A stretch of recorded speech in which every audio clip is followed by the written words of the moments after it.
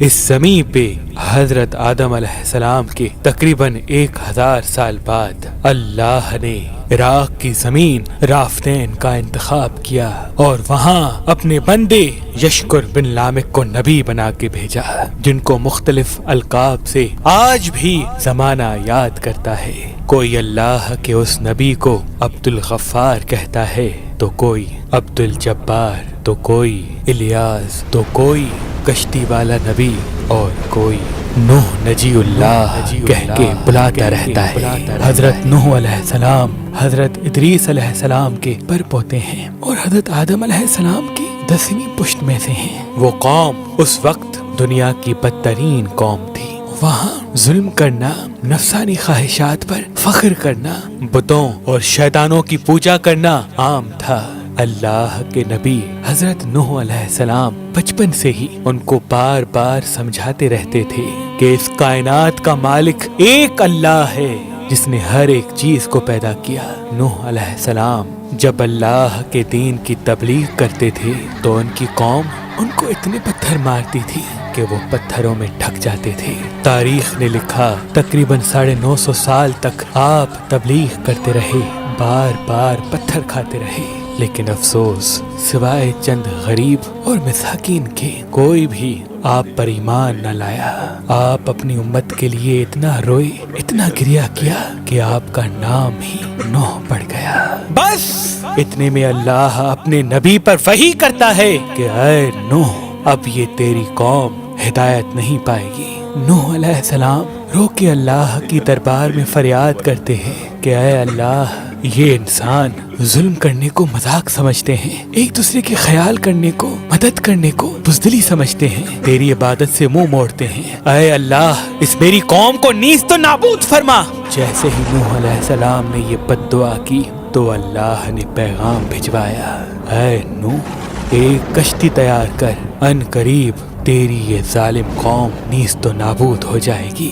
بس اللہ وحی کے ذریعے اپنے نبی کو بتاتے گئے اور اللہ کے نبی نوح علیہ السلام وہ کشتی بناتے گئے۔ جیسے کہ نوح علیہ السلام ایک پہاڑ پہ رہتے تھے تو نہ وہاں سمندر تھا، نہ دریا، نہ درخت تھے۔ بالآخر اللہ کے نبی نوح نے درخت اگائے اور اس کی لکڑی سے کشتی کو بنانا شروع کیا۔ آپ لکڑی سے بڑے بڑے تختے بناتے، پھر لوہا لاتے، اس سے کیل بناتے، تختوں کو جوڑ کر اس میں کیل ٹھوکتے گئے۔ تاریخ نے لکھا تقریباً 100 سال تک آپ وہ کشتی بناتے رہے اور آپ کی قوم روز آپ کے پاس آتی اور آپ کی توہین کرتی، آپ کو پاگل کہتی کہ نہ تو یہاں دریا ہے نہ سمندر، پھر بھی یہ پاگل کشتی بنا رہا ہے۔ اللہ کے نبی نوح علیہ السلام آسمان کو دیکھ کے صبر کرتے اور اللہ کے حکم کو تسلیم کرتے۔ اس کشتی کا طول 300 گز، اونچائی 30 گز اور عرض 50 گز تھا۔ ایک روایت کے مطابق اس کا طول 1 کلومیٹر سے زیادہ تھا۔ یہ کشتی عام کشتیوں کی طرح نہیں، بلکہ جس طرح سے اس کشتی کو نیچے سے بند کیا گیا تھا ویسے ہی اوپر سے بھی بند کیا گیا تھا تاکہ بارش کا پانی بھی کشتی میں داخل نہ ہو سکے۔ اس کشتی میں الگ الگ 3 درجے بنائے گئے تھے۔ نچلا درجہ جانوروں کے لیے تھا، بیچ والا طبقہ انسانوں کے لیے اور اوپر والا حصہ پرندوں کے لیے۔ ہر درجے میں ایک دروازہ تھا۔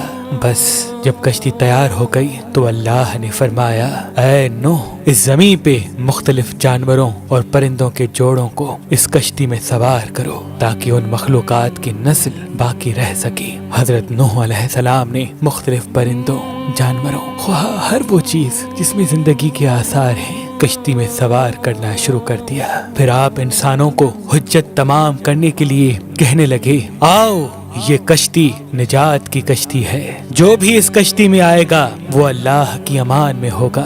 وہ پوری قوم ہنستی رہی۔ تاریخ نے لکھا آپ کے ساتھ تھوڑے سے ہی لوگ تھے جن کی تعداد بعض کتابوں میں 80 بتائی گئی ہے، جن میں آپ کے 3 فرزند حام، سام، یافز اور ان کی بیویاں بھی موجود تھیں۔ اللہ نے اپنے نبی نوح سے کہا کہ ان قریب تندور سے پانی ابلے گا اور پوری قوم کو ڈبا دے گا۔ اس بات کو سن کے قوم نوح ہنس ہی رہی تھی کہ اتنی دیر میں تندور سے پانی ابلنے لگا۔ لوگ اس پانی کو دیکھنے کے لیے دور دور سے آتے، ہنستے، لیکن کچھ ہی دیر میں ان کی ہنسی خاموش ہونے لگی کیونکہ وہ پانی پانی اتنا بڑھتا گیا کہ ان کے تمام گھر ڈوب گئے اور اوپر سے بارش بھی برس رہی تھی۔ وہ کافر یہ سمجھ رہے تھے کہ یہ طوفان کچھ دیر کا ہے، تو یوں وہ اونچے اونچے پہاڑ کی طرف جانے لگے۔ ان کافروں میں اللہ کے نبی نوح علیہ السلام کے بیٹے کنعان بھی شامل تھے۔ جیسے ہی نوح علیہ السلام نے اپنے بیٹے کو دیکھا کہ وہ کافروں کے ساتھ پہاڑ پہ چڑھ رہے ہیں، آپ نے دور سے آواز دی، اے کنعان، اس نجات کی کشتی میں آ جا۔ تو کنعان اور اس کی ماں بولی، ہم تھوڑی ہی دیر میں پہاڑ کی چوٹی پہ پہنچ جائیں گے اور پانی وہاں تک تھوڑی آئے گا۔ بس وہ پانی اتنا بڑھتا گیا کہ کہیں بھی نہ کوئی پہاڑ نظر آ رہا تھا،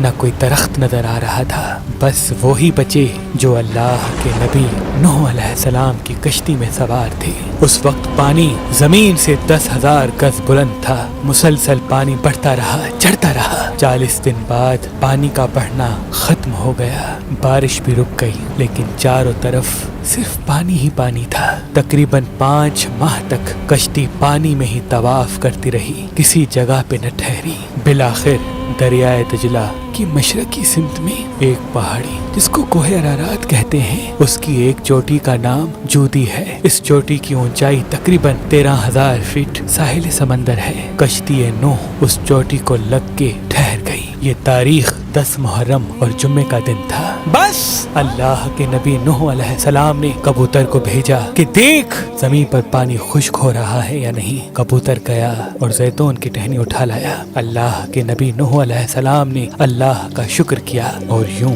رفتہ رفتہ پانی کم ہوتا گیا۔ آپ اور آپ کی جماعت تقریباً 5 ماہ تک جودی پہاڑ پر ٹھہرے۔